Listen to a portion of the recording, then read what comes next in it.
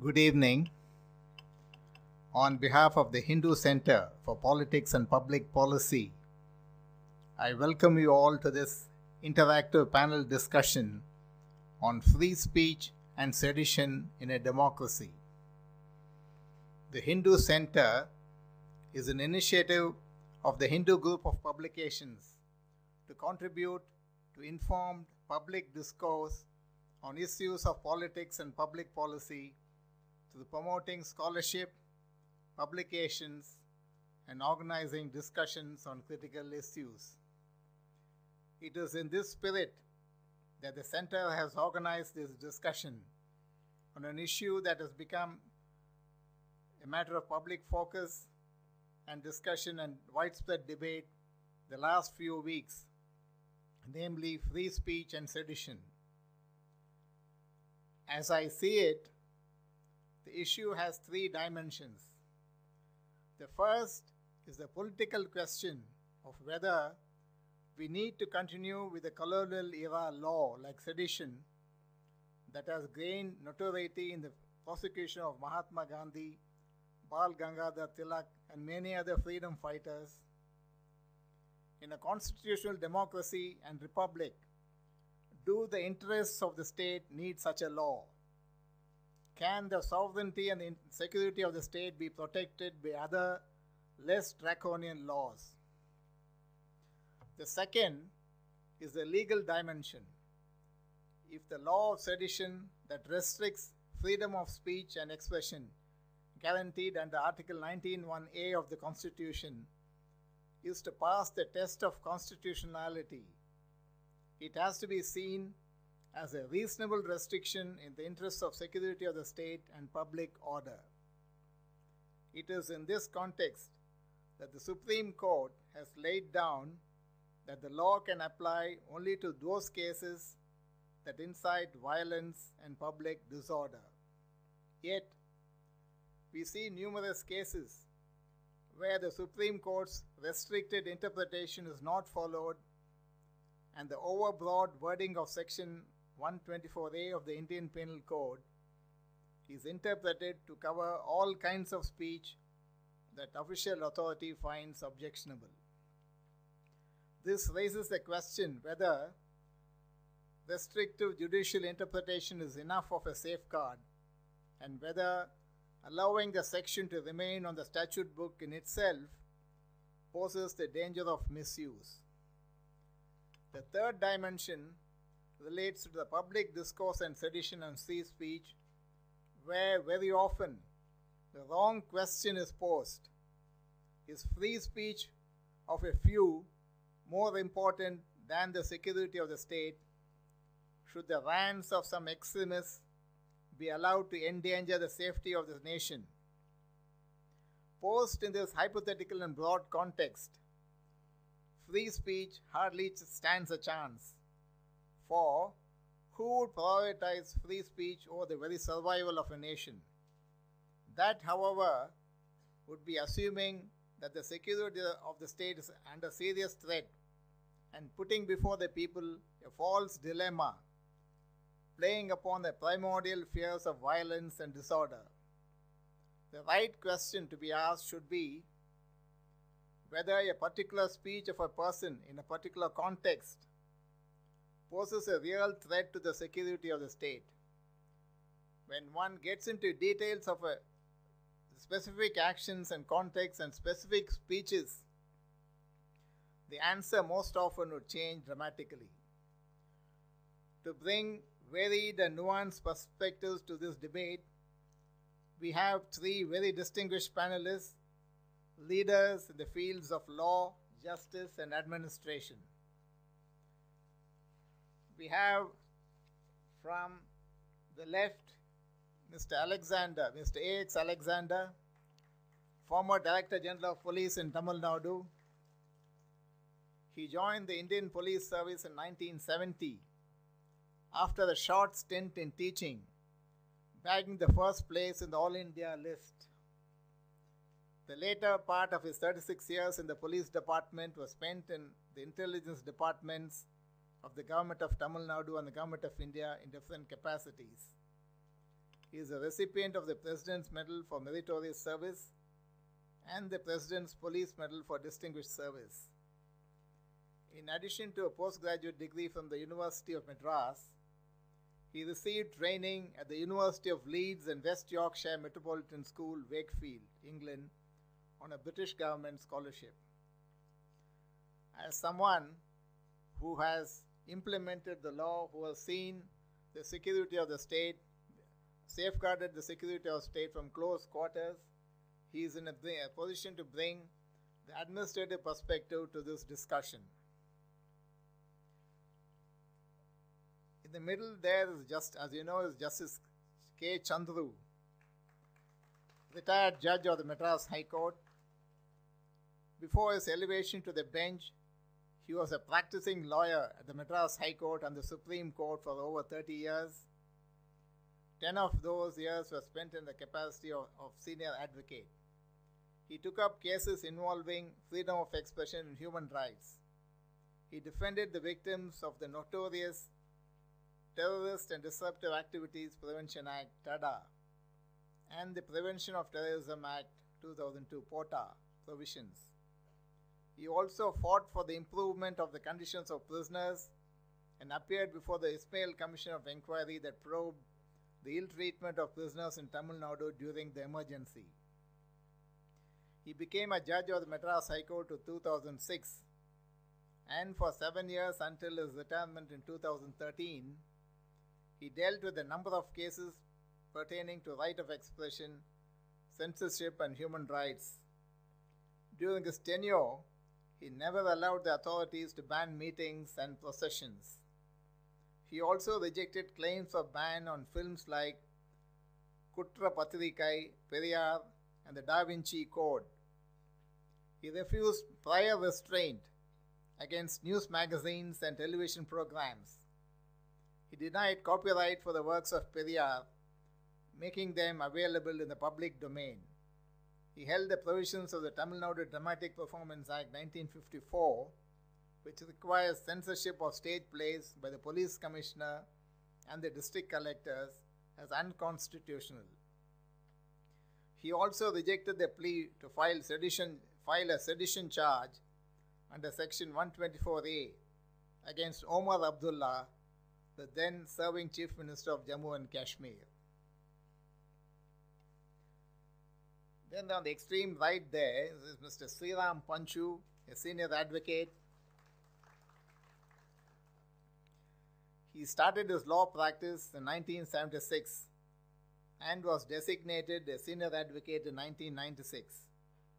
Apart from his conventional law practice, he has conducted a wide range of public interest litigations relating to issues of environment, consumer protection, and good governance. He is a founder trustee of the Consumer Action Group. Mr. Panchu started India's first court annex mediation center in the Madras High Court in 2005. Since then, he has helped the Supreme Court and other high courts to bring mediation into India's legal system. He has authored 3 books on mediation. The Supreme Court appointed him to mediate a boundary dispute between Assam and Nagaland in the northeast and to mediate disputes among the Parsi community in Bombay. He has also mediated complex commercial disputes. Mr. Panchu is a frequent contributor on issues of law and public interest to national publications including The Hindu, Economic and Political Weekly, and Seminar. With this distinguished panel, I'm sure we'll have a very fruitful presentation and interactive discussions to follow. The format for this evening is presentations by the panelists for 15 minutes, around 15 minutes each, and that will leave us with plenty of time for interaction later. First, I would request Justice Chandru to come forward with his presentation.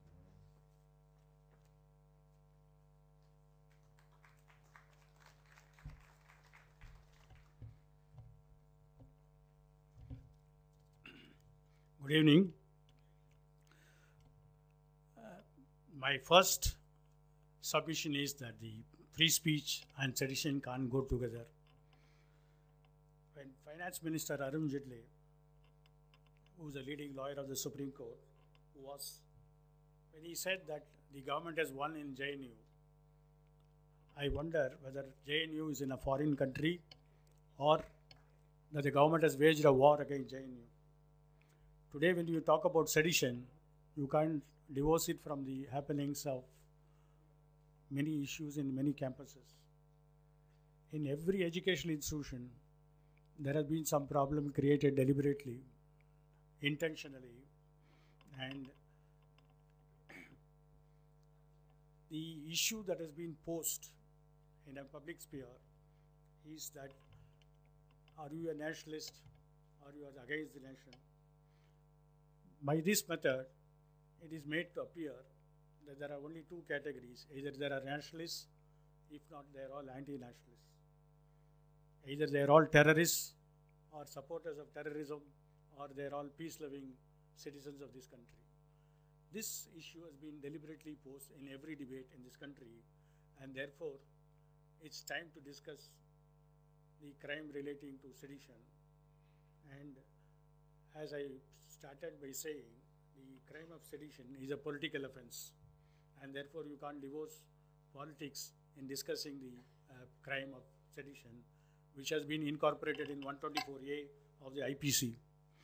And it is not my endeavor only to talk about the legal nuances of sedition. In fact, there has been an attempt to saffronize this country, and if somebody says you erect a pole of 207 feet, on top of it you put the tricolour flag, what is it that they are trying to achieve? Is it something they are promoting nationalism, patriotism, or each campus is deprived of something like 2 crores in making that endeavor? It is a clear case of polarizing every institution, and today the government at center has now chosen the leading educational institution as a testing laboratory for introducing their own ideology to those campuses. Forget the school education, but now we are talking about higher education. If I could recollect, the last year, it started with a ban on Ambedkar Periyar Study Center in Indian Institute of Madras. I don't think the happenings of IIT Madras or University of Hyderabad or JNU are not interconnected. They have a pattern. When somebody says that you can't have a study center to study the ideals of Ambedkar and Periyar, they have certain politics behind it. And it is also interrelated with the later agenda of that crowd. In fact, yesterday I read that as part of the 25th century, the Prime Minister is going to visit the birthplace of Dr. Babasaheb Ambedkar, a small nondescript village in Madhya Pradesh. And at the same time, the government also has now set up several memorials. In fact, the house in which Ambedkar tenanted in London has been purchased at a cost of 3.1 million pounds, which is equivalent to something like 32 crore rupees. And on the one hand, when people talk about Ambedkar and the need to set up the memorials, on the other hand, the same group now talks about Garvapsi. It is this double standard that we should keep in mind in discussing the offense of sedition and also the free speech. When Ambedkar wants to go to Mau, the birthplace of Dr. Ambedkar, what is that he is trying to send the nation the signal? Is it because he loves the ideology of Ambedkar? Is it because that he wants to propagate? If he wants to know what Ambedkar stands for, he should go to the Diksha Bhumi in Nagpur, which is very closer to the RSS headquarters, and then know why a tallest leader of this country has to say that I was born as a Hindu, but I will die not as a Hindu. Why? What is that has made him to drive away from the religion of this country? And it is in this double talk that we should think of the quick succession of the happenings of Madras, Hyderabad, and JNU. Section 124A is only a ruse to attack JNU, not file cases against some few student leaders. They may get bail, they may not get bail, or they may emerge as a future political leaders. But what is important is the very same brigade has used the social media to attack the very institution of JNU itself, one of the best liberal political campuses in India, has to be attacked. And if you see the social media, there are people who said it is because of the low fee, it is because of the subsidized canteen charges, it is because of the immoral characters. These things are happening. Therefore, when you want to talk about nationalism, what is that you are saying? It can't go with poverty. It can't go with girls' education. It can't go with liberal ideology. And all these are grouped together and to say it's better you close down this campus. It is not an attack against one Kanaya Kumar. It is an attack against the very concept of liberal polity in this country, and that design we got to understand. Section 124A is an outright political offense, and there is no doubt about it. In fact, Supreme Court, again dealing with a Kashmiri student who was booked under Tada, had an occasion to look at the 124A and a re-look. They said the decisive ingredient for establishing the offense under Section 124A is doing of certain acts which would bring down the government established by law in India into hatred or contempt or etc. Therefore, they found that student was not in any seditious crime that they could be accused of. And releasing him, the Supreme Court said that it is to bring the government established by law into hatred or contempt. And a mere speech will not be considered as an offense of sedition. In fact, one of our young brilliant lawyer, Sugrit Pasaji, in writing in the Hindu on the sedition, he said, tracing the history of the sedition, he said, after the constitution was adopted in 1950, it appeared that Section 124A would soon be denounced as an aberrant relic of colonial past. After all, efforts made by some members of the Constitutional Assembly to include sedition as an express ground for limiting speech under Article 19.2 has been successfully resisted. Prime Minister Nehru was still categorical in his belief that the offense of sedition was fundamentally unconstitutional. He said, I quote, now so far as I am concerned, Section 124A is highly objectionable and obnoxious and should have no place both for practical and historical reasons. If you like, in any body of laws, you might pass. He said in Parliament, the sooner we get rid of it, better. We have now come across more than 60, 70 years from the speech has been made, and nothing has happened. Take the case of Tamil Nadu. It's no better. Tamil Nadu also consistently used, and Tamil Nadu police loves using that section against all concerned. In fact, somebody published a book called Meendezhum Pandiyar Varalaru. If translated in English, it means resurgence of Pandyan history.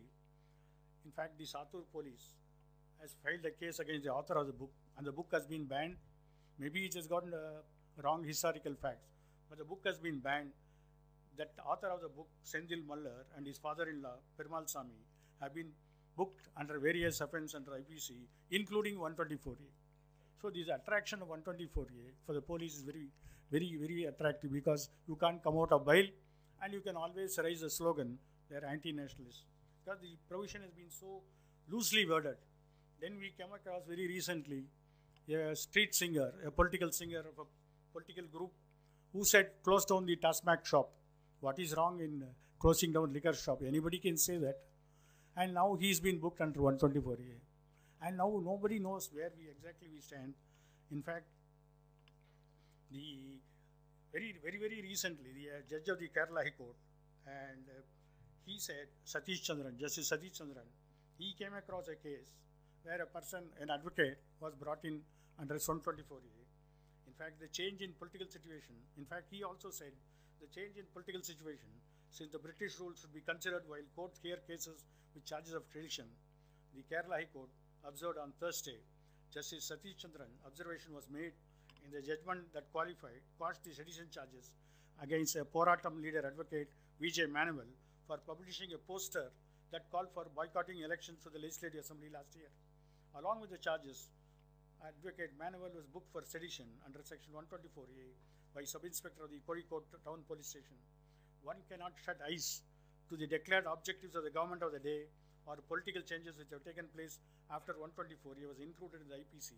Very often, the demarcating line between the political criticism of the government and those causing disaffection against it is thin and varying. The court observed, while allowing a question by Manuel, the judge asked the question, how far in a democratic setup can a publishing and preaching of protest or questioning the foundation of the form of government be implied as causing disaffection towards government and thus committing sedition. This has to be examined within the letter and spirit of the Constitution and not as previously done under the imperial rule. I had a very interesting case where Omar Abdullah, who in a tweet, he said, if the J&K Assembly had passed a resolution against death sentence given to Guru, as was done by the Tamil Nadu Assembly for the killers of Rajiv Gandhi, the reaction would not have been as muted as it is now. He only made a political repartee. If Tamil Nadu Assembly can pass, why not J&K Assembly? That's a question.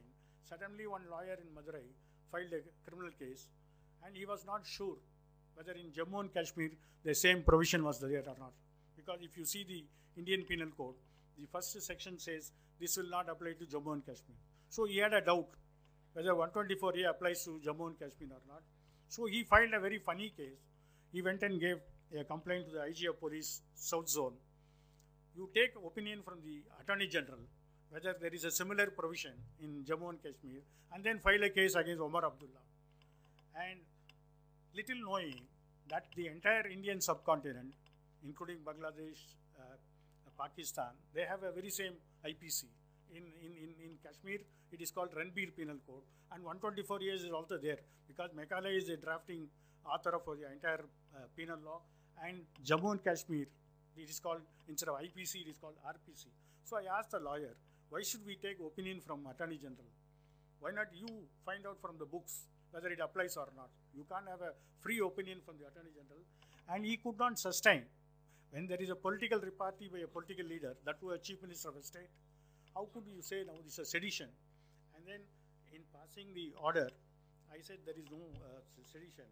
In fact, I said whether posting a political repartee on the Twitter by a sitting chief minister of Jammu and Kashmir state can invite the wrath of the process of law at Madurai, and whether the petitioner's complaint to the Inspector General of Police South Zone should be vetted by the inviting opinion of the Attorney General of India are questions to be answered. And finally, I answered against the lawyer and also imposed cost on that lawyer. The question was, when 124A was laid as a charge against the persons in India before our independence, in fact, the courts manned by sometimes by the British judges and also sometimes by the Indian judges, they had a better view on the very issue itself. In 1935, the Calcutta High Court, going into the question, said, quote, it is really absurd to say that speeches of this kind amount to sedition. If such were the case, then every argument against the present form of government and in favor of some other form of government might be alleged to lead the hatred of the government, and it might be suggested that such ideas brought government into contempt. To suggest some other form of government is not necessarily to bring present government into hatred or contempt. This passage by the Calcutta High Court of 1935, later quoted in the case filed by Rangarajan, who was the publisher of the Hindu, then publisher of the Hindu, and Supreme Court said that this passage correctly represents the law, and in fact, quoting that passage as approval, Supreme Court said, our remarkable faith in freedom of speech and expression could be seen even from the decisions earlier to our Constitution. In the very same judgment, the Supreme Court said, what is the free speech? The problem of defining area of freedom of expression, when it appears to conflict with various social interests enumerated under Article 19(2) may be briefly touched upon. There does indeed have to be a compromise between the interests of freedom of expression and special interests, but we cannot simply balance the two interests as if they are equal weight. Our commitment to freedom of expression demands that it cannot be suppressed unless the situation created by allowing the freedom are pressing and the community interest is endangered. The anticipated danger should not be remote, conjectural, or far-fetched. It should have proximate and direct nexus with the expression. The expression of thought should be increasingly dangerous to the public interest. In fact, subsequently, Supreme Court in another case also quoted the very same passage and said, every citizen of this country, free country, therefore has a right to air his or her views through the printing or electronic media, subject to the permissible restrictions imposed by Article 19(2) of the Constitution. And it went on. We can quote several judgments, but there is one argument which has come up in our discussion in several forums. Somebody said, merely because it is likely to be misused, the provision can be removed. Should we not have a provision to deal with terrorists? Little they realize, the laws relating to terrorists, there are different laws in this country. In fact, after Tada and Poda were withdrawn, due to public pressure. There is another act called the Unlawful Activities Prevention Act of 1967, which has been amended severely much later in the late 90s. And therefore, it is not as if there are no laws. In fact, states like Maharashtra has got a greater law which is worse than a PODA. They have laws.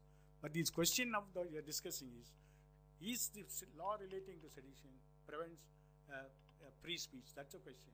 Can the government in power can suppress free ideas? That we have seen. Today a student leader speaks and he is arrested under 24A. He does not even get a fair trial in a court. The lawyer is beating up. The judge gets afraid of granting any bail and he doesn't stop the lawyers.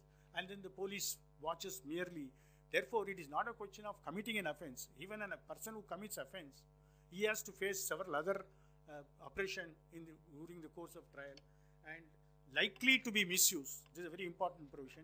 And when Information Technology Act Section 66A was thoroughly misused by several politicians in this country, Supreme Court did not have any hesitation to strike down the law. And today people can post whatever they want in social media thanks to the judgment of the Supreme Court in Shreya Ghoshal's case. There the very same question was addressed. A law, if it is likely to be misused, is also a law which is an arbitrary law. And my final submission is that by using such antiquated laws, what is that the government is trying to achieve? Are we not facing a situation worse than an emergency declared by Mrs. Gandhi during 1975? I can give you, if ADM Jabalpur, where the Supreme Court said that you can't have a judicial review if the rights are suspended, and that ignominious view still continues, except only one judge, Justice Ganguly, had the honesty of saying, we regret for giving the judgment, but that law stands as it is. Today, people of the country are criticizing the Delhi High Court judge. There have been some articles in newspaper. When granting bail to Kanhaiya Kumar, she made all kinds of observations about the Jawans fighting in the border and will the students realize all this. There are people who say that the judge should not have said all this in a bail order. I look at it in a different angle. Today, a judiciary which wants to grant relief to a citizen on the facts of that case has also to write that I am with you, I am a nationalist, I support fully all your problem, but in this case I want to grant bail. A judge has to be driven to defend her order. This is what I am saying, that is worse than emergency that is going on in this country. Judges will have to defend their order in their order itself, that I am a peace-loving. In fact, I know a case where somebody in Coimbatore, they were attacking some army vehicle, some national flag was damaged. When they applied for bail, the judge was not willing to give bail. Therefore, the question of yes or no. Finally, he gave bail. But usually bail is granted some condition. But this judge put a very unique condition that these accused, these defendants, must put a pole in front of their house and raise a national flag every day in the morning and bring it out in the evening for 30 days. I was wondering, I was shocked. I asked the judge, how can you put this condition? This is what he is accused of. He has got a time to defend himself in the trial. But then the judge said, everybody will accuse me. Therefore, I must say something to salvage myself.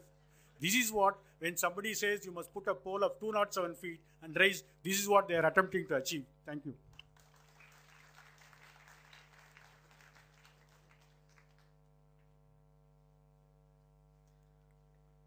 Thank you, Justice Chandru, for your forthright observations. I now request Mr. Alexander to make his presentation. This will be a talk with a PowerPoint presentation as well.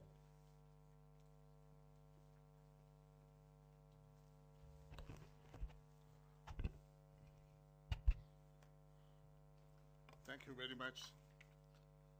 Dear friends, I'm delighted to be here this evening.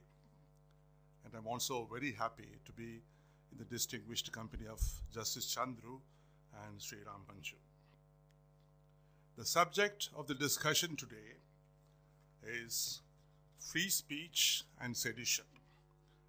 And I am here not to talk in a general manner, but to present the viewpoints of a policeman. I have been a policeman right through, and therefore I would like to speak and present my views as seen from the point of view of the department. Having said this, I would like to go to my subject. Shut Shut the door. Good John. Fatigued, I said. Tie up the knocker. Say I am sick. The dog star rages. Nay, it's past a doubt. All bedlam or Parnassus is let out. Fire in each eye and papers in each hand. They rave, recite, and madden round the land. So complained Alexander Pope, the English poet, when he was besieged by aspiring scribes craving for his attention and recognition.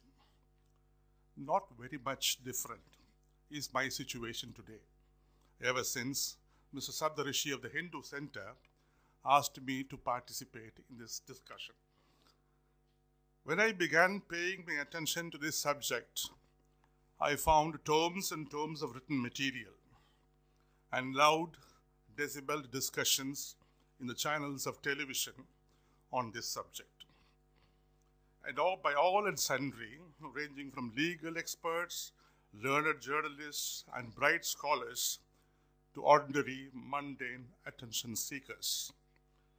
The written materials I read and the discussions I watched projected three views on the subject. They were deletion of section 124A, Indian Penal Code. 2, retention of the section. 3, introduction of specifics or modification of the section. The reasonings the supporters of these views advance are so weird and at times so far-fetched that it is difficult to conclude what one should do. The reasons the advocates of 124A IPC adduce are: this offense was not included in 1860 by Lord Macaulay when he framed the Indian Penal Code, but was added subsequently in 1870 after 10 years. 2, this is a colonial provision to muzzle the freedom fighters of India like Tilak, Annie Besant, and the father of the nation. 3, countries like United Kingdom and New Zealand have given a go-by. 4, 124A scuttles the freedom of expression. 5, it's misused freely by subordinate police officers and lower judiciary. 6, times ago, Pandit Nehru wanted to be removed. He said, as judge quoted, that this law should not be found in any body of law. The sooner we get rid of this, the better it is, he said. 7, the Allahabad High Court held Section 124A IPC ultra vires to the Constitution in 1958. Only the Supreme Court gave life to it in their own wisdom. Section 124A we all speak, and most of us are laymen, I suppose. Therefore, I would like to say what exactly it is. 124A section, you can read, whoever by word, either spoken or written or sign, or by visible representation or otherwise, brings or attempts to bring into hatred or contempt, or excites or attempts to excite disaffection towards the government established by law in India shall be punished with imprisonment for life, etc. Under this section, there are 3 explanations. Explanation 1, the expression disaffection used in this law includes disloyalty and all feelings of enmity. 2, comments expressing disapprobation of the measures of the government with a view to obtain their alteration by lawful means do not constitute this offense. 3, comments expressing disapprobation of the administrative or other action of the government do not constitute an offense. This law was held ultra vires, as I said, in 1958, but was held subsequently in 62, not unconstitutional as being violative of freedom of expression guaranteed in the Constitution. The explanations to the Act section are clear that criticisms or comments on the government performance, however strongly worded, are not attracting this section. It's only when the words have pernicious tendency or intention of creating public disorder or disturbance of law and order that the law steps in. Judicial decisions in different cases have pointed out that expressions should disturb public order in a violent manner and imminently affecting the security of the state. Thus, there should be 4 important ingredients. Number 1, public order should be disturbed. 2, it should be violent. 3, the violent disturbance of public order should be close and near to the utterance or writing. 4, it should thereby affect security of state. There are complaints that Section 124A IPC is invoked too frequently, even when legitimate criticisms are made against the government. Many liberals have pointed out, despite well-enunciated legal position, sedition cases are slapped by the police in a very casual manner, and the list number of cases, as you can see, so many cases. The last one is a case pertaining to JNU, which has sparked the recent debate on this subject.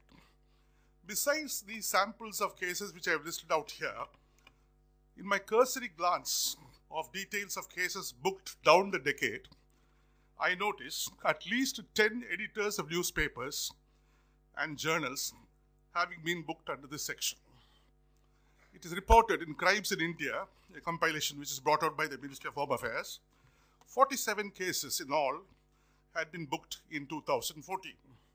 Almost in all cases, the Supreme Court had been to the rescue of those charged on the ground of absence of imminent disturbance to public order affecting security of the state. So, the present legal position as made out by the Supreme Court in various cases is that whatever expressed must affect public order, and that too violently, and that should affect, that violence should be immediate to the expression. Then, why is it that the police often resorting to this section and stifle free speech is a question that arises in our mind. The following are the answers that I can think of. 1, the police is charged with the arduous responsibility of maintaining law and order, maintaining public order, and ensuring security of the state. A controversial statement, verbal or written, when it is made, leaves ripples and repercussions in different areas and segments of society. Some of these reactions, ripples and reverberations, though initially mild, snowball and trigger large-scale and widespread violent law and order problems affecting public order.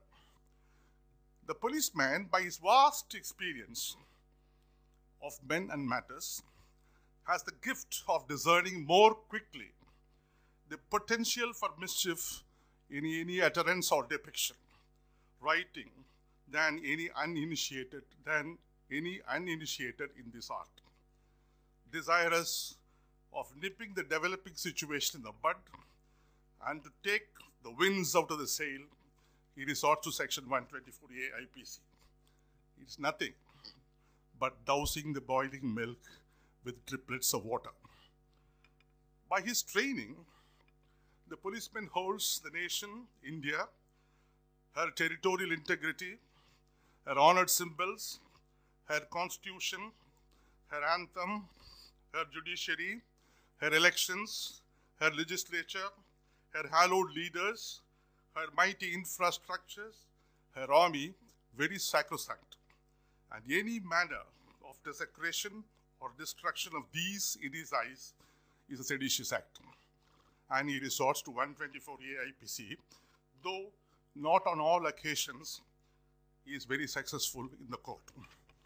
The policeman does not delve deep into the section. He does not look at the intricacies and the ingredients that I have listed out.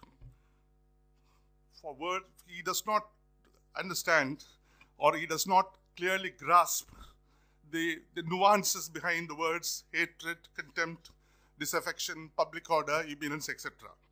When he files the FIR, these are not for him. These things are not for him. He looks at the bare act and he leaves the rest as matters for contention for the prosecution and defense lawyers and for the presiding judge to decide. He looks at the law as it is found. He looks at the law black and white as it found in the book. However, he is well aware that to charge the accused, FIR is different from charging.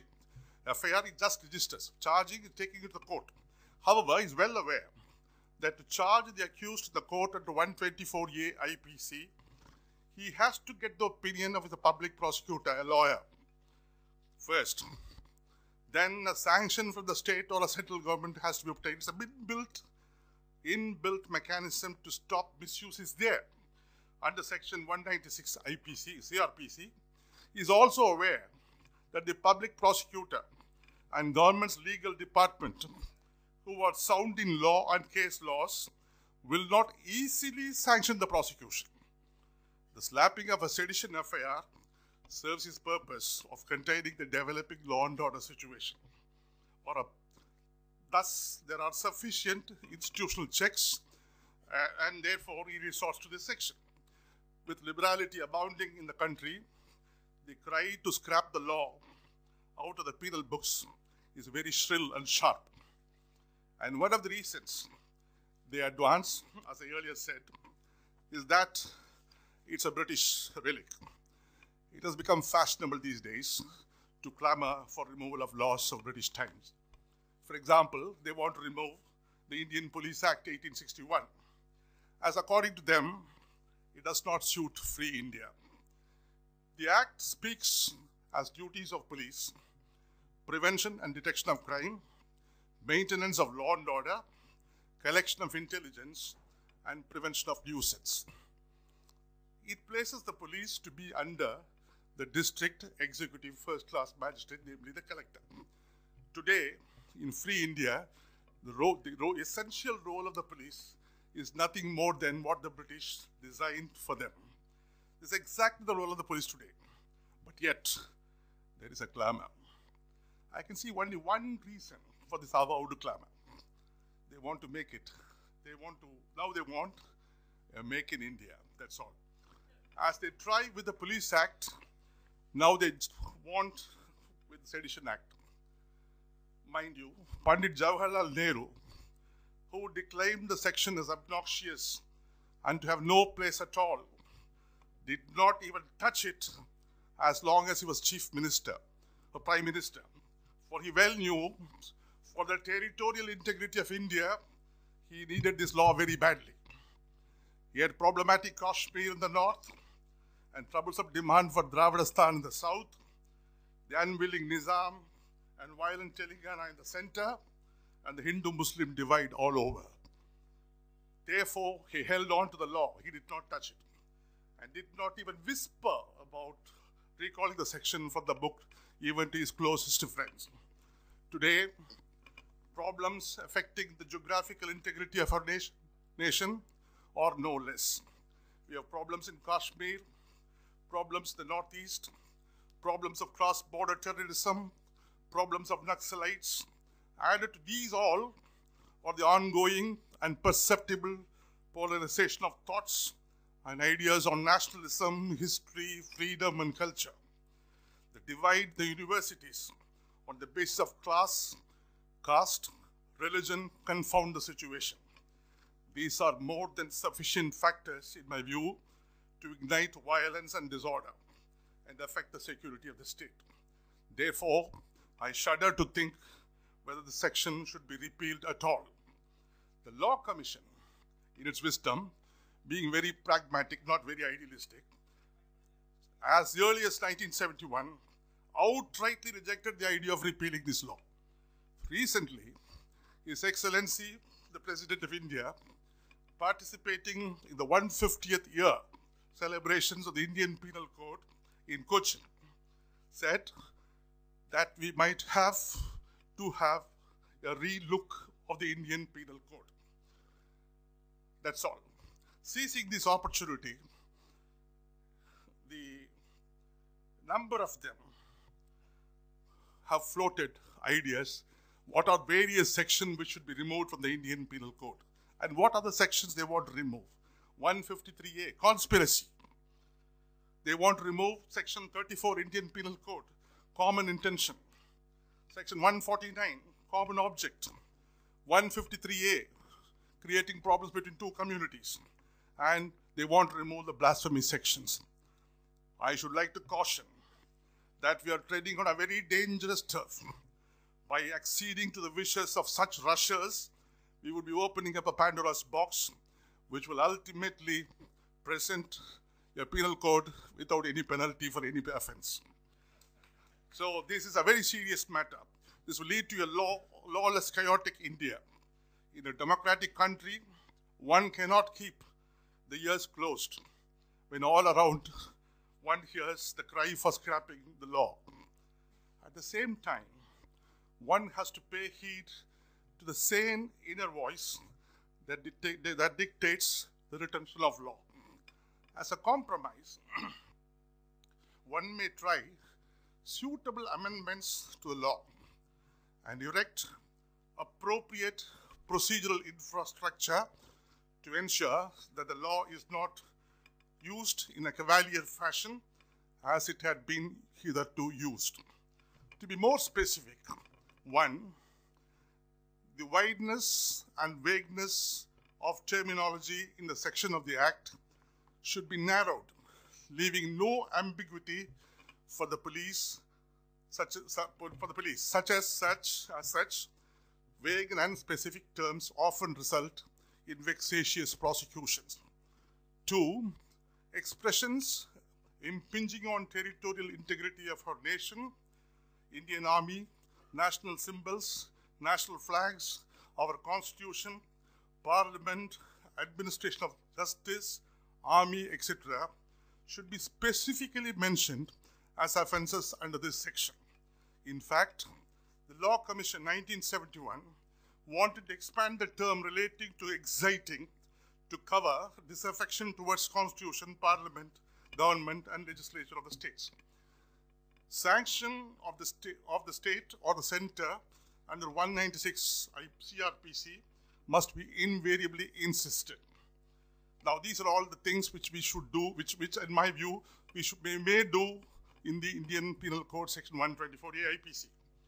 Regarding infrastructural control, cases under sedition section should be invariably investigated by a very senior officer, say a Deputy Superintendent of Police, like as you find the Prevention of Atrocities Act 1986.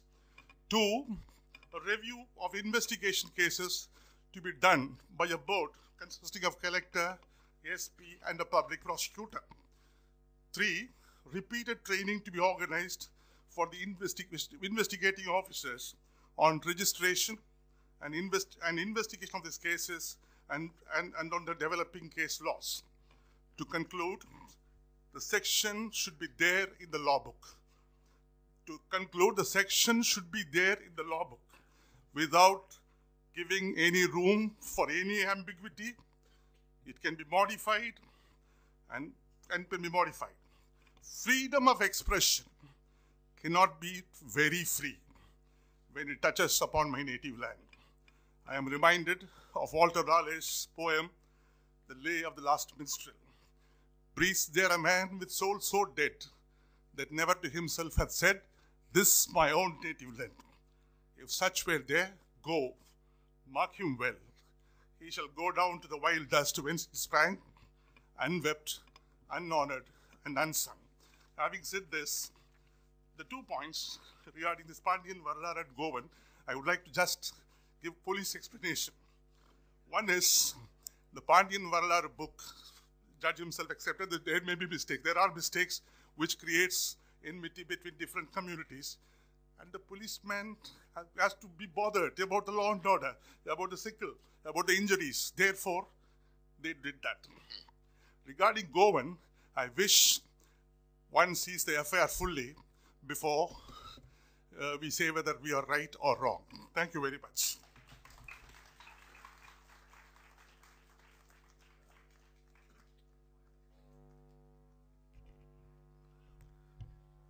Thank you, Mr. Alexander, for sharing your perspective and your very detailed suggestions.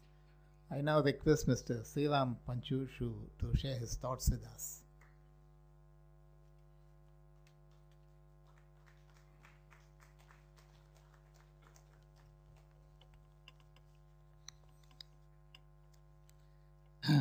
Mr. Ravi, Mr. Alexander, Justice Chandru, friends. To be the third speaker after two distinguished and impressive speakers is indeed a restriction on free speech. Because you run the risk of repetition. But let me press on. Mr. Alexander, I just want to offer another comment, if I may. And this is from George Orwell. It says, if liberty means anything at all, it means the right to tell people what they do not want to hear.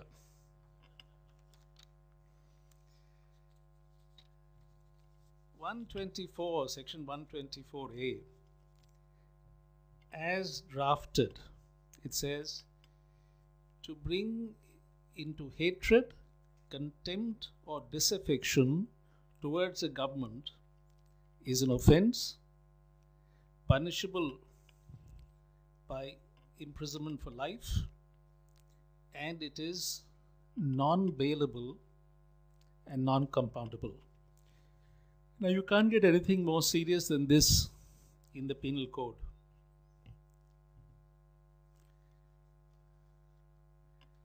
Where did we get this from? This is a common law offense in the UK, and it came in 1970 as a doctrine of sedition into the Indian Penal Code. Now, it's quite obvious, why are these kind of provisions put in the code? It's used as a weapon against freedom fighters. Who is it used against? Bal Gangadhar Tilak. And when he came to trial, the judge said, I interpret the word disaffection as an absence of affection. And when Mahatma Gandhi came to trial for this, he said, affection cannot be manufactured or regulated by law. If one has no affection for a person, one should be given the fullest expression. One should give the fullest expression to his disaffection, so long as he does not contemplate, promote, or incite to violence. Now, please note this. So long as he does not contemplate, promote, or incite to violence. And I think this is the test. And that's what the Supreme Court said, as I'll come to in a few minutes. So this business of, disaffection, or bringing into contempt, of hatred, of active dislike, in a democracy, that is not any test. The business of free speech and the business of dissent is to bring into contempt and disaffection government, because that is what criticism and legitimate criticism is all about. Otherwise, we are not a democracy. We are not a democracy, and then we can take the words of George Washington. If freedom of speech is taken away, then dumb and silent we may be led like speech to the slaughter. Now let me give you a list of prominent seditioners. It's quite a honor call. Bal Gangadhar Tilak, Lala Lajpat Rai, Aurobindo Ghosh, Annie Besant, Mahatma Gandhi. Can't get any better to be in this kind of company. We also have, other gentlemen, because you have to go, I think, across the divide.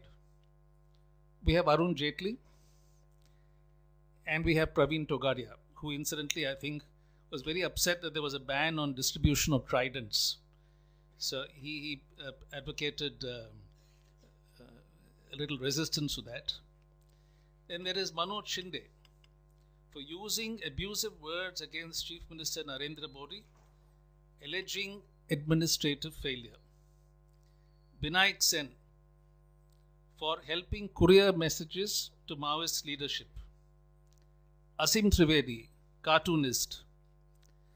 These are the kind of prominent cases which you find labeled as sedition.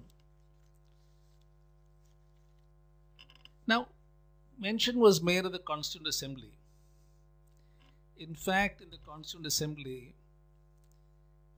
the initial draft said, let us retain the words sedition and public order. Fortunately, K. Munshi and T.T.K. Krishnamachari took strong offense, and they said, look, the word sedition is anathema to Indians, given the experience of it. It is only valid when the entire state is sought to be overthrown or undermined by force leading to public disorder. So the Constituent Assembly therefore dropped public order and sedition as a ground for proceeding against people. Pandit Nehru, I'm sad to say, reversed a portion of that. He was upset by Ramesh Thapar when he wrote in his magazine very critical words of Pandit Nehru. He was upset by the fact that the court did not accept a complaint against the RSS paper, the organizer, and he brought in public order as under Article 19 of the Constitution, and sedition, as they have it now, they rested on the fact that under Article 19, public order is a reasonable restriction. Pandit Nehru, in fact, made the big mistake then. He said in Parliament, I think as Mr. Alexander said, that I'm against sedition. It's objectionable. But the big mistake Pandit Nehru made was in not striking off sedition, Section 124 from the statute book. If he'd really been honest with himself and the nation, he should have at that time struck it off. That's the first opportunity we lost to get rid of sedition, Section 124. The second opportunity. In 1962, the Supreme Court was considering the case of Kedarnath versus the state of Bihar. What was Kedarnath? He was somebody who talked about a revolution that would overthrow capitalists, zamindars, and for good measure he added Congress leaders. He was convicted of sedition. The Supreme Court had a prior decision of the Allahabad High Court where cultivators and laborers were exhorted to overthrow the government. The Allahabad High Court said, without a tendency to violence and public disorder, you cannot have sedition. It struck it as unconstitutional. The Supreme Court had the chance to do that. They didn't, because they said, we need to balance it out. The protection of public order is already there in the Constitution. So they limited it. They said, you can only apply the offense of sedition under Section 124A of the Indian Penal Code when the words incite violence or have the tendency to create public disorder. The root is violence. To incite violence and through that violence to create public disorder. So everything hangs on that. If there is violence, an incitement to violence, and the expression used by the court later is the spark to the powder keg. Do those words act as a spark to the powder keg? If so, sedition. If not, no.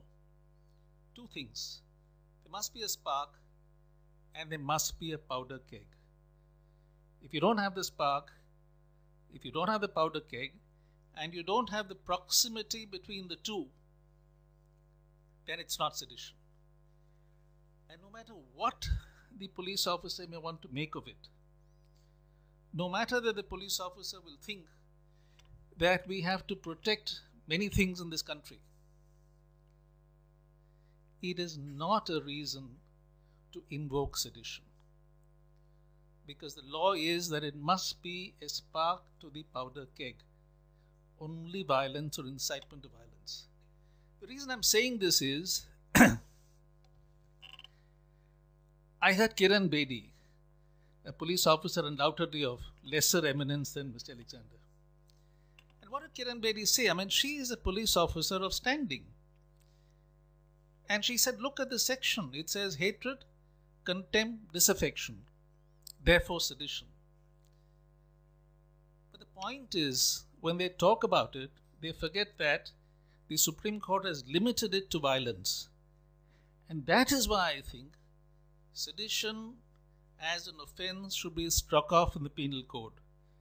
If we have to replace it with something, let us replace it with something that limits the offense to violence and the incitement of violence. That, I think, is a reasonable way to protect what we need to protect and not to stray into territory which is dangerous. Because indeed it is dangerous if we allow the police at large, and I'm sorry, Mr. Alexander, the public prosecutor is not a great protector of the liberties of the citizen. And while I take your suggestion of, a board of senior people, I would yet place my faith more in the rule of law rather than the discretion of men. So I think let's limit the law to violence, incitement for violence, and with that I think let us be done with sedition once and for all. We lost the chance at the hands of Pandit Nehru. We lost the chance at the Supreme Court. The Law Commission gave us a 40-second report where it didn't really go into the subject well. I think now once and for all we should get rid of sedition. The irony is, the UK gave us, this doctrine of sedition. In 2009, they abolished it, they repealed it, and they repealed it with these words: sedition and seditious and defamatory libel are arcane offences from a bygone era when freedom of expression wasn't seen as the right it is today. Well, that's the United Kingdom for you, the ones who gave us sedition. The United States goes a little better. They say it must have a clear and imminent danger. And in fact, they say subversive advocacy is protected. Mind you, subversive advocacy is protected unless it is directed to imminent lawless action and violence. It's called the Brandenburg test. So these countries have abolished sedition. It's useful to see which are the countries which hang on to it. I give you a list of people who are charged with sedition, and even that tells you, what kind of offense this is, what kind of provision it is. Look at the countries now which hold on to sedition, and you will see what sterling examples these are of democratic functioning. Saudi Arabia,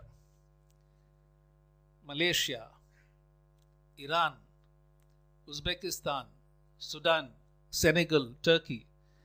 It is these kind of countries which still hold on to sedition because that is the way they want to deal with their citizens.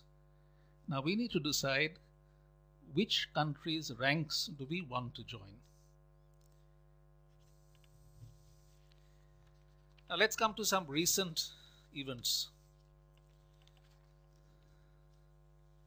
JNU. Now, if anybody wanted to do, harm to the present government, they would have told the government exactly to do what it did in JNU. I mean, here are some slogans being raised. Nobody can say that Kanhaiya Kumar raised the slogan or supported it or called for the meeting. A video is morphed. The Home Minister puts out a fake Twitter account. And at one stroke, the government unites against it students, journalists, and the international community led by people no less than Noam Chomsky and Orhan Pamuk. I mean, it's amazing. Even if you tried to, you couldn't do something, so successfully. So it's a ham-handed use of sedition. But look at the real danger. The real danger when you are accused of sedition is not that, ultimately you're going to be convicted. It is that you have to go through this process. And that is where, the harm is done. You're arrested, you're denied bail, or given bail on conditions such as that Delhi High Court judgment, which I don't want to comment upon. Dragged to the courts, your family will be put to hardship. You may face ruin, like Binayak Sen did for years before he got bail. That is the harm. There is no question of ultimate conviction. The courts will toss it out. But the reason why sedition is used and why it should be taken off the books is because of this kind of harm that it does. So one is a process. At a lesser level is, of course, the fact that, you're convicted in the 9 o'clock news. The 9 o'clock news, by the way, is actually about curbing dissent. If you watch a certain, what's called News Today, is it not quite sure? Yeah, Times Now, yes. You all know the answer actually. Yeah, there's no question of dissent. It may not be a short while before the gentleman there says, anything said against me is sedition. But let's come to something more important. This business of anti-national. Because I think this is where sedition is really, I think, a back burner point. It is an exemplar, an example of something which is larger. And somewhere I think we need to realize that we are witnessing a clash of ideologies. A clash over what we would think is an idea of India. And on the other hand, a kind of a promotion of resurgent patriotism. We are seeing a clash out there. Why are we seeing this clash? And if you look at what people are writing about,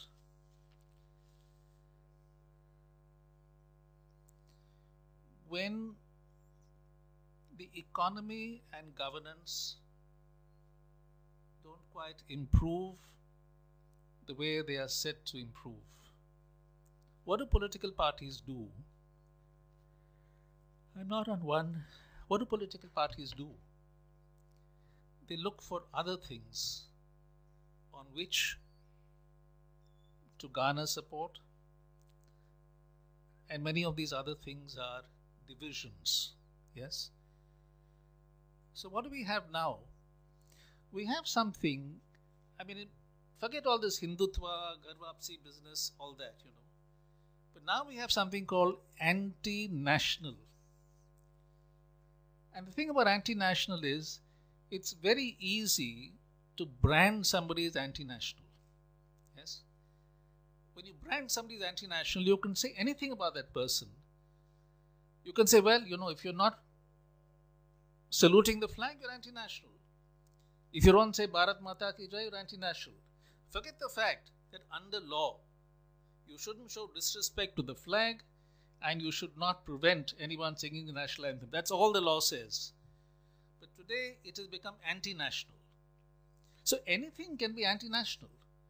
You make out of India, it can be anti-national. You say, we shouldn't hang on and kill soldiers in Siachen, it can be said to be anti-national. Criticism of the state can be anti-national. Criticism of the Prime Minister can become anti-national. Free speech can become anti-national. We need to watch out for this. Today's discussion is, I think, not just about sedition. It comes at a time when sedition is riding on the back of something which is a very dangerous trend in India. To me, there is only one kind of nationalism, and that is what I would call constitutional patriotism to the ideas of plurality, diversity, fundamental rights, the rule of law.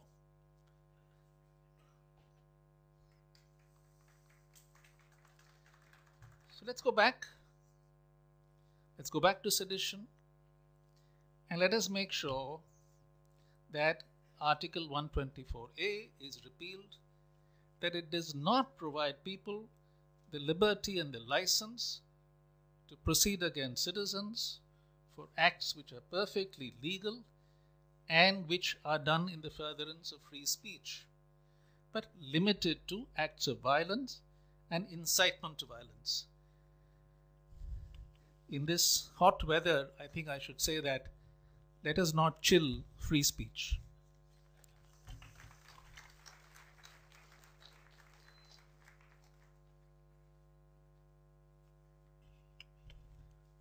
Thank you, Mr. Panchu. In these presentations, we have had three very different but nuanced perspectives. One for the outright repeal of 124A, that is sedition. The other for repealing it and substituting it with a more specific law limiting it to violence. And the third perspective on retaining sedition with the safeguards already in place. Now, we would like to open this debate to the floor. The mics to be passed around, and meanwhile we'll rearrange the chairs to the center of the stage here. And please keep your questions short so that many others can speak as well. And before you ask a question, please identify yourself, because the proceedings are being recorded.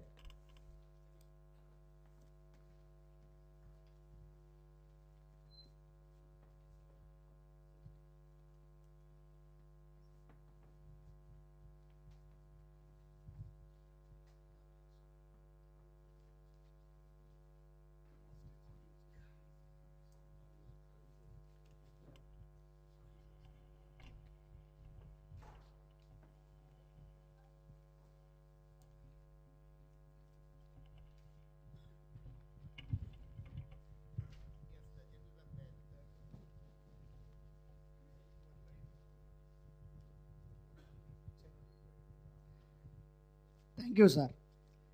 My name is N.Ravi. I am an electrical engineer by profession and a social activist. I respect the police force, sir. This is a question to Mr. Alexander, without whom there will be no peace for anyone. But my dissent is, but they don't repose loyalty to the constitution or law, but to their political masters. There comes the issue. During the British regime, I may not be right in proper words. I want to quote the saying of Mahatma Gandhi when he was charged about sedition in courts. If oppression is the rule of law of the government, sedition is my duty. So why not it applicable for this government also? Because freedom of expression means that leads to corrections in the laws. So many amendments have come even in our IPC and CRPC and many things. So it starts only with freedom of speech, which in first stage will resemble to be a sedition. But the police has to have the prudence of differentiating this. But to my regret, it is not happening. I will cite an example here in Tamil Nadu. In a single day, the policeman, the inspector, passes permission for flexible voting of 700 numbers for ruling party, but keeps the application of the opposition for months together. This is the case. When we applied for a permission to the commissioner, deputy commissioner, he simply says, I have to refer my superiors. If 12th is the date for our meeting, he says to come on 10th. And I asked him, what is that? You are the deputy commissioner. How can you say that higher-ups are there? This is the condition of the police force. So, if the oppression is the rule of the government, sedition is the duty of citizen. And we will face it. You have rightly raised the question and you have answered it. I have nothing more to say.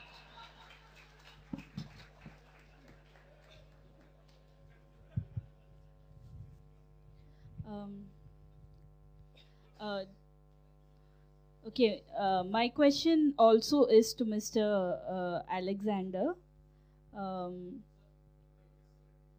My question is also to Mr. Alexander. This is identify yourself. Vidya Venkat from the Hindu. My question specifically is regarding the, you yourself said that when the police apply the law, they don't go into the nuances of what the law is saying. They depend on a lawyer for their, for advice on how they should take it forward. And as the previous speaker said, we haven't had police reforms in India.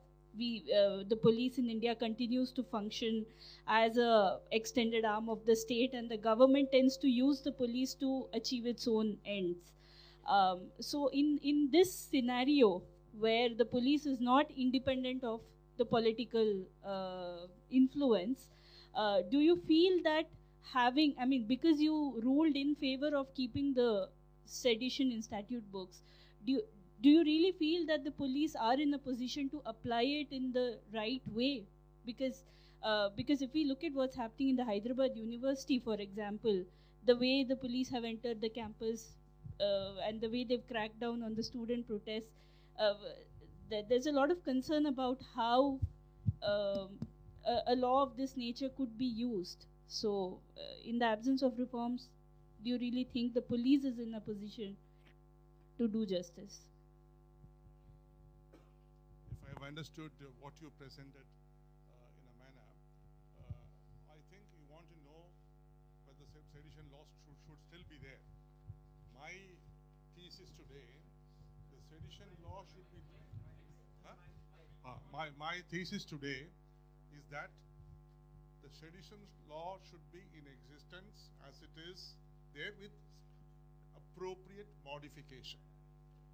Regarding your point that you have made regarding entry by the police in the university, especially now you mentioned about Osmania University and Hyderabad University, the police has a right to enter any place.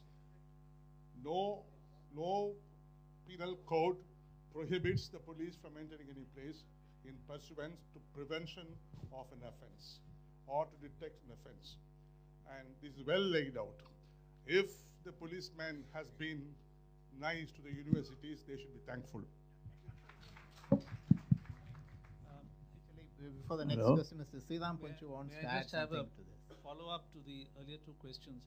I just want to ask Mr. Alexander, from his experience, when the police process a charge of a case for sedition,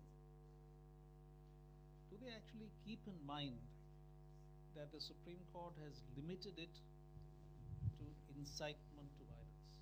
Well, as I said in the beginning, a sub-inspector or inspector, you cannot expect him to be Mr. Sriram Panchu. That's all. He is just a minion of law. Yep. he just applies, he sees the section, there is somebody who is shouting that India should go to bits. What do you expect the sub-inspector to do? He will definitely take him to task. Therefore, he puts an FIR. And then, after putting the FIR, he takes it to his public prosecutor, can this be charged? As you rightly said, what's happening in the public prosecutor's office. Therefore, he says, okay, go ahead. Then he writes to the government, section 196. He has to get the sanction. No sedition case, the policeman is entirely at liberty to prosecute anyone. No. Under section 196 IPC, CRPC, he has to go to the government to get the permission. The governments won't easily give permission. I'm telling you this. There are occasions when the government had thrown the paper down to the policeman and say, who cannot do this? Withdraw this case. Or you charge them under routine sections like affray or criminal intimidation like that. Therefore, don't think the policeman is feeling very happy to go and put this man, that man. But if he is making a statement that India will go to bits, what do you expect me to do?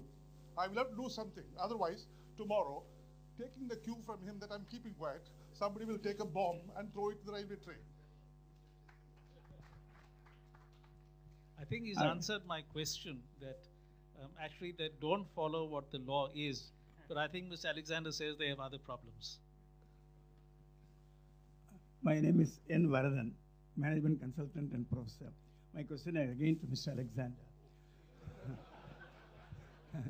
Every day you see in TV, policemen start beating immediately students and public for anything and everything. I am not saying they are right or wrong. I am not going to the question at all. What is this nonsense? Can't you, come to amicable settlement? Is there no person in that particular city or town to specify those recalcitrants? I am not speaking about the police. There must be some people in the city or a town or a myself whose words they will definitely obey. So the police must ask them, sir, please pacify them.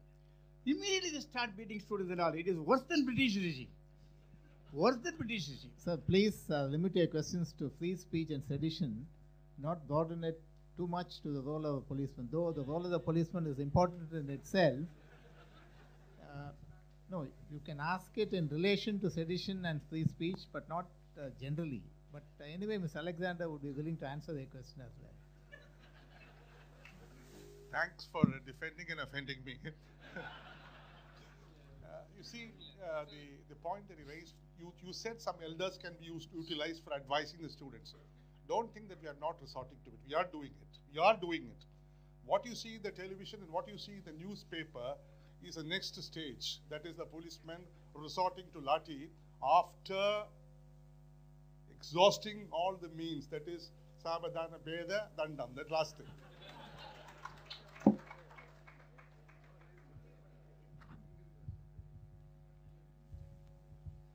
Good to see the Ram and Lakshman of Ram and Ravi of Hindu together at the Hindu Center, and also good, very nice to see my senior, super senior, Dr. Alexander and Professor DGP Alexander along with Dr. Justice Chandru. I have a question, sir. I am very happy that you went to Wakefield, but there, you rightly said about the vexatious prosecution, whether it is for sedition or any sexual offense. But there is a regulatory mechanism in Independent Police Complaints Commission as well as MPA, Metropolitan Authority. Here, why is that there is lack of regulation? So anybody can be prosecuted, as he said, at night you are rewarded. I mean, punishment is given in the media. Have you ever punished any of your own people who abuse their position for any offense? When we write to DGP, we don't get any reply at all. There, at least you will get an acknowledgement. So the force as such is unaccountable. Only accountable to the elites or ruling it. This is what? I think that's an observation and I don't want to get into it.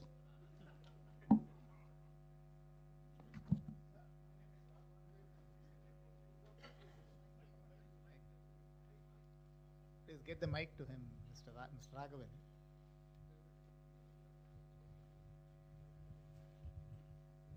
Is Raghavan. I am company secretary with a legal background. I am also a freelance journalist. Sir, my simple question. Cannot be a mechanism of student union, maybe backed by different political party, that includes police, that includes in a way legal fraternity or newspaper, strong union representing the genuineness. I know for certain lot of money is collected through trust and all, hostel students and all, barely any facilities provided. It's downright cheating. People are every day paying and eating outside. This is one thing. I don't think I'm speaking out of the way. This cause trouble. They don't know whom to do. When any other trouble joins, also they join in this. Now my simple point is that a complete mechanism of dialogue, of talking, is absent. This is one. Two, as we put it very nicely, many TV shows downright in Kashmir, they put the placard, Pakistan, board, we are here, and repeatedly. Whereas the suggestion was made, why not the sheikhs and all be placed there? A lot of pundits have gone out, so that this is one of the solution. But somehow or other it's not heeded, neither the culprits punished, whereas we are wasting our energy on frivolous things where it is necessary. I think we live in a fool's paradise. Thank you. Any three can answer, all combined together also can maybe answer. I'll pass this on to Justice Chandru.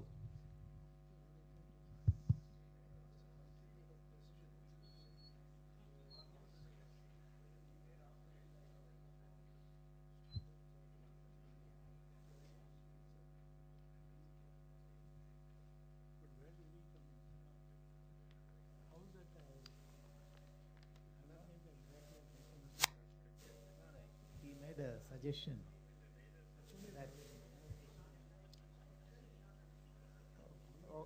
okay, we take your observations on the record.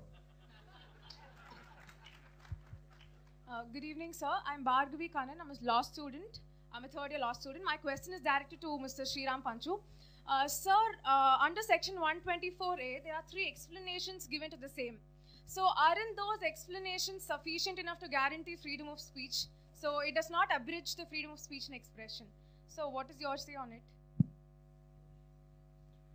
See, if you go to those explanations, you may express disapprobation of the measures of the government with a view to obtain their alteration by lawful means without exciting or attempting to excite hatred, contempt, or disaffection. That is the rub over there. That if you bring government into hatred, contempt, or disaffection, you're running foul of the section. So when you say anything, you have to have like a double barrier over there. Am I saying something which brings government into contempt or makes people think badly of government? If so, I can't get into it. Now that I say, in a democracy, it's the antithesis to a democracy. The right of dissent, the right to free speech, is not only the right but the compulsion to criticize government, to criticize it strongly, and where necessary to criticize it harshly. So we don't cross that barrier if you have 124A. Beg your pardon?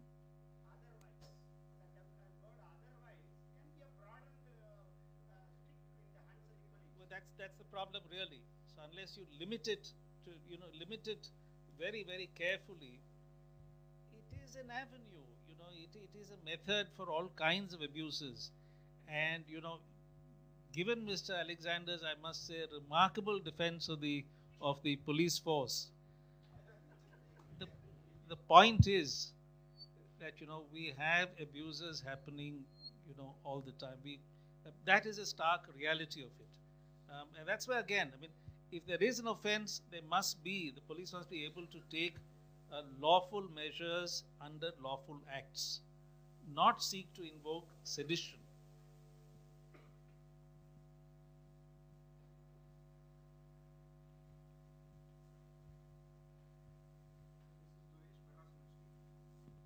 Imagined community which also includes all people, especially minorities, and then why sedition law should not be extended to people who speak against minorities? Sedition law should be extended to people who speak against minorities. Why should people who speak against minorities not be charged? Well, I'll tell you the problem. The problem is, if you use sedition as a tool, yes, you can never limit it then to say, if you speak like this, it is non-seditious. If you speak like this, it is seditious. So the very purpose of having a law like sedition, yes, is to cast that kind of chilling effect on free speech. Now, I understand what you're saying.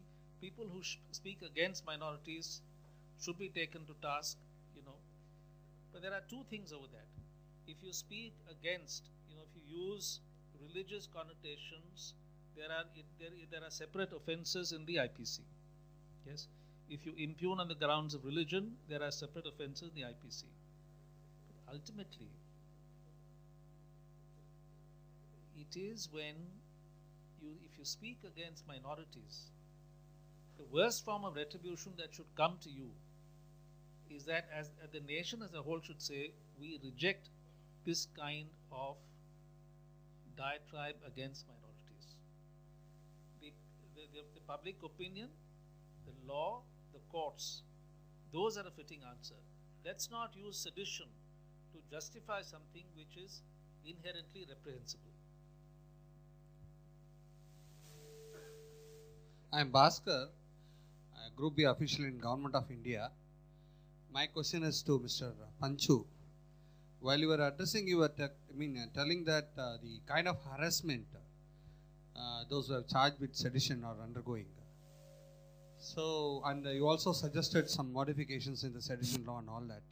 My question is this: should we exclude the student community from this law because it affects their studies and they have limited scope for inciting violence and disrupting public order? Well, firstly, I'm glad that the heat is off, Mr. Alexander. But see, you have a point about these student communities, yes. And when you look at what happens in JNU, what are the kind of slogans that they were actually raising?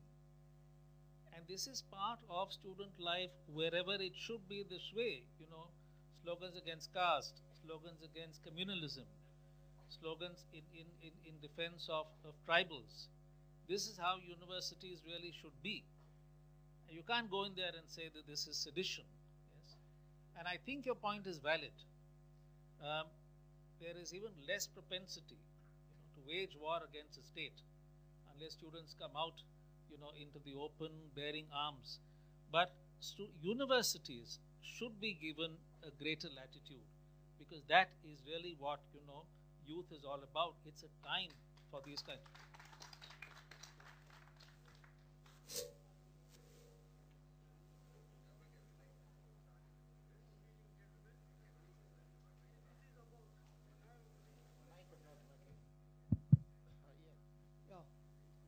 This is about inciting hatred, which faces the sedition law. I agree that if an individual raises this issue and he is charged, but what about the government officials, government in the move, they themselves do it, then who will be charging the sedition law against the government officials or ministers or the MPs? Recently, today, I'll give you a small example.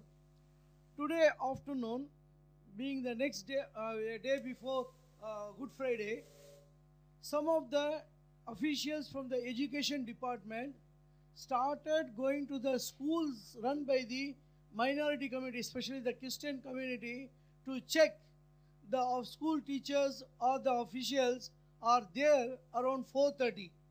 An official from the department goes to check whether the exams are being conducted properly or not, where the exams are already over by 2 o'clock. But he goes to the schools for checking so that they are be there in the school till 5:30, 6 o'clock, till he finishes his inspection, so that they should not go early to attend to their work tomorrow. Is this not hatred, creating hatred among the staff, among the communities?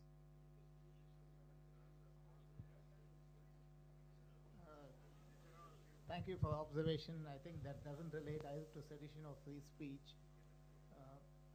if we could limit your questions to sedition and free speech, please.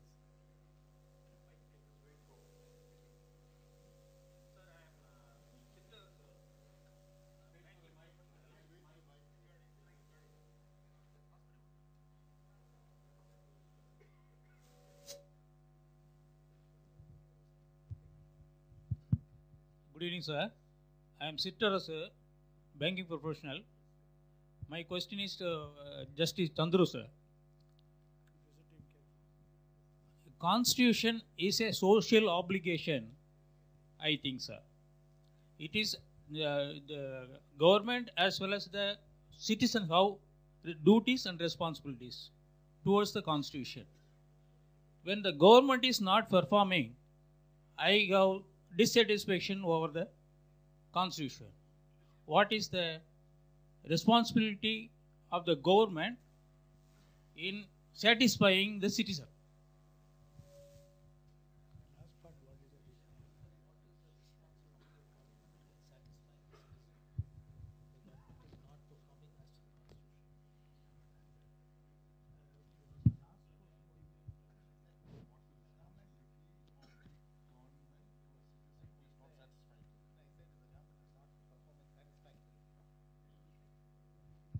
I don't think this question comes within the discussion, but still, Constitution promises certain rights, also imposes certain duties, also imposes certain promises also.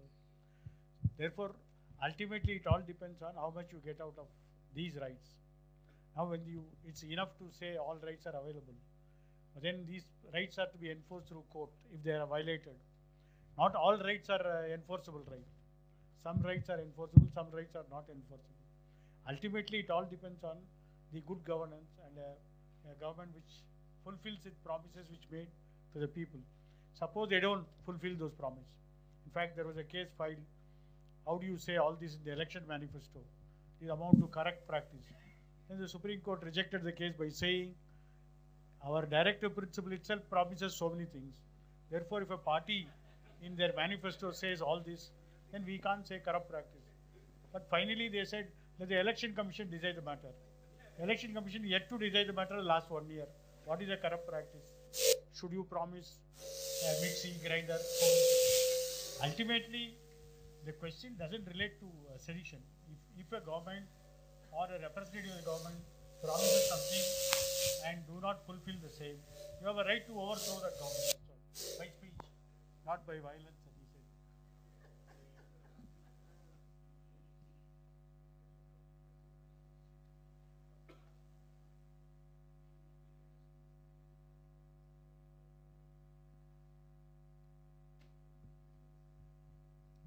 So I just have one more question. In Kedarnath, which is state of Bihar, I'm Bhargavi, I'm a law student. In Kedarnath, which is state of Bihar, the Supreme Court had distinguished between government established by law and the persons engaged for the time being for the administration. So could you just elaborate on what is government established by law, sir, which is elaborated in section 124A? Because the persons for the time being are different from the government established by law is what was held in Kedarnath. Well, I think the court was trying to draw a distinction between disaffection or criticism directed against the government or the state as it is, as opposed to particular personalities. I'm afraid that might have been a valid distinction at the time Kedarnath was ruled upon. I'm afraid that's less of a distinction these days.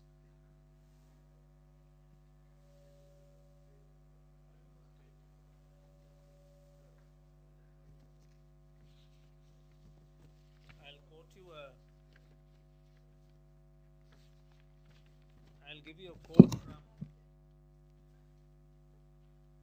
from Theodore Roosevelt, which I think meets your question. To announce that there must be no criticism of the president, or that we are to stand by the president, which in the Indian context means prime minister, that there must be no criticism of the prime minister, or that we are to stand by the prime minister, right or wrong, is not only unpatriotic and servile, but is morally treasonable to the public. And treason means actually sedition.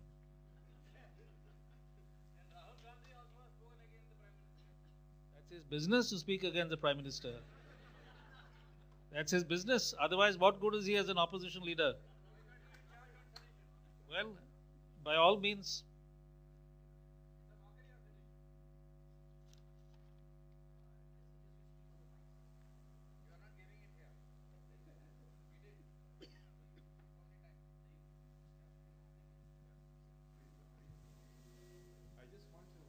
Please identify yourself. I'm Qasim Said,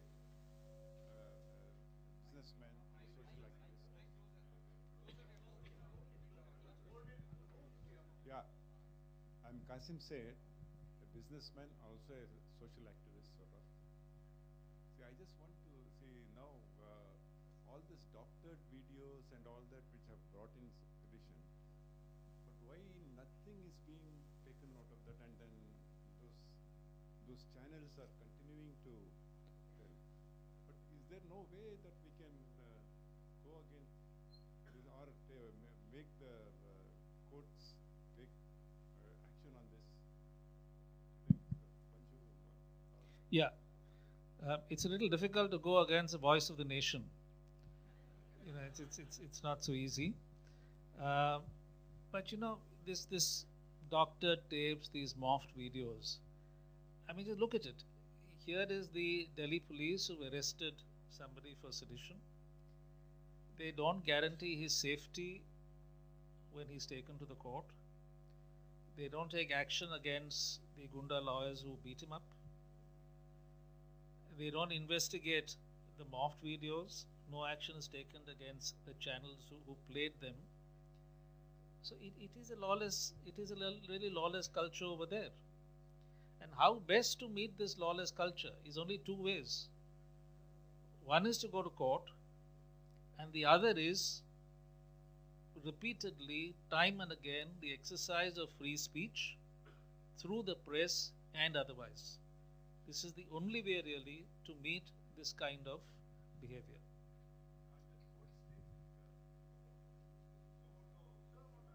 Well, the courts can and do so more to action. They are unlikely to do so in a case of this nature. They probably will do so if it is brought to them.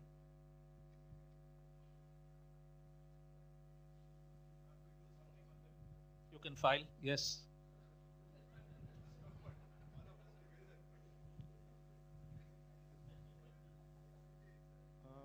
Good evening, sir. My name is Pramod Murugavelu. I'm a lawyer from based out of Delhi. So my question is to Mr. Panchu. Sir, when you suggested a diluted provision in place of the current provision in the IPC, do you really see a need? I mean, probably you see a need for it, but my question is, when there is violence which arises as a consequence of a speech or anything that amounts to sedition, doesn't it automatically attract other provisions of penal code? So do we need a diluted provision where it's linked to violence, or do we completely do away with it and depend on other sections of the IPC? Thank you. No, you see, the violence you're talking about is an act of violence when committed. Okay. The sedition is the incitement to violence. So therefore, it's at the other end of the spectrum. But I think the reason why I would say, retain, I won't call it sedition. I would put it as another section under the chapter dealing with offences against the state in the IPC. I would knock off sedition as a section because I think it should be taken off as a concept. Sedition should go. Maybe have another section, just incitement to violence against the state. But, violence, is something which we have to guard against in India, especially from any source, from in all forms. And I think, therefore, incitement to violence, I would personally think it ought to be there as a caution.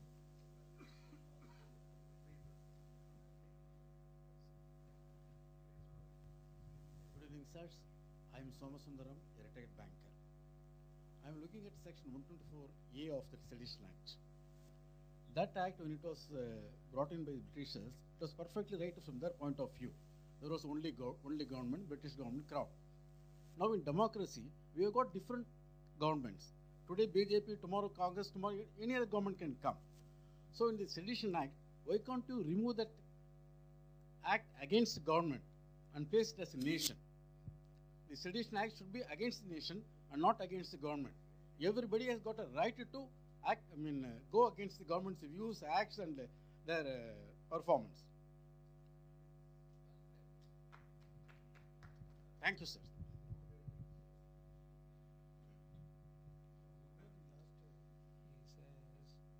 Remove it against the government and say sedition is only acts against a nation. Now we are only discussing about where it's a government. We are not going beyond the concept of government. When a law is made, it only talks about the government. Not when you say nation, nation is a very nebulous term. Government, at least you can say this is a government. But when you say nation, no, it can do much more damage than what you are now. See, all three of us gave three different views. Yes, sir. To me, this section is not capable of being any restricted definition at all. And I am not only saying it is likely to be misused, therefore remove. It has always been misused and always been put down to quell the dissent, and therefore remove the section. There are other provisions to take care of. I am not saying there are no other provisions to take care of sovereignty, integrity, all that. There are several laws are there, much more draconian. This is a political offense which the previous colonial government maintained it, and the independent freedom fighters wanted to remove. After they became the rulers, they don't want to remove. This has been a continuous process. Same is true of detention laws. Every government says remove the detention laws. It's not a trial without detention without a trial.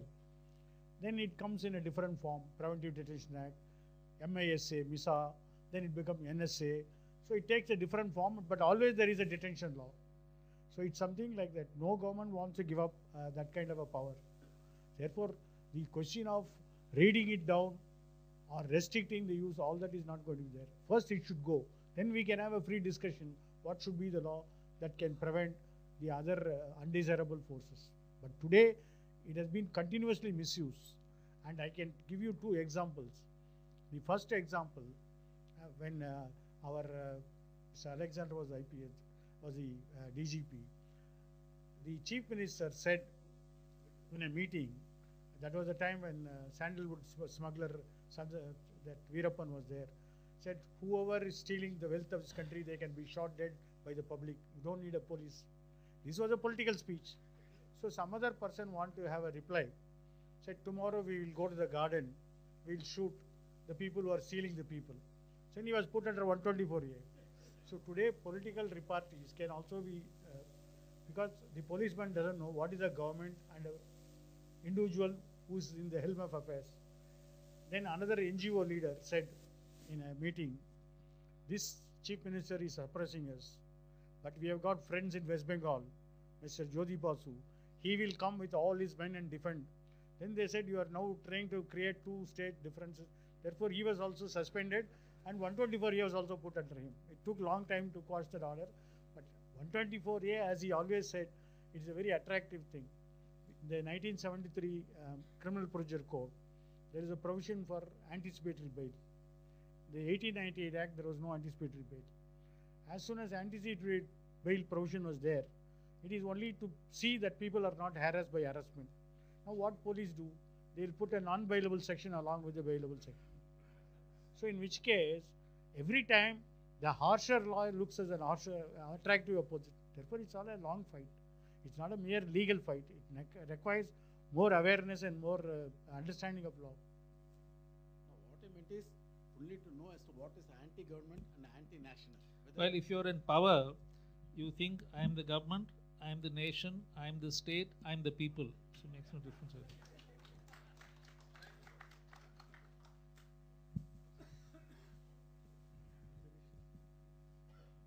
Good evening.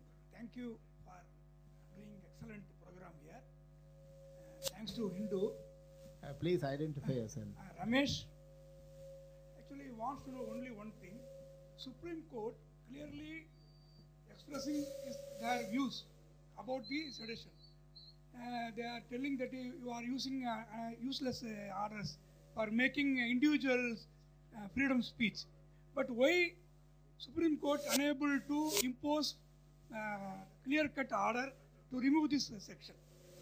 Thank you. Well, as I said, they read it down to mean only incitement to violence. But you have a good question. I mean, if a case comes up again now, perhaps they will see how the power of sedition has been abused over the years, and it will propel them to strike down that section. Sometimes when you see a consistent pattern of abuse, that persuades a court to say, well, we have to do away with this because nobody is paying attention to the way we limited the section, so we might as well get rid of it. So it's a good point.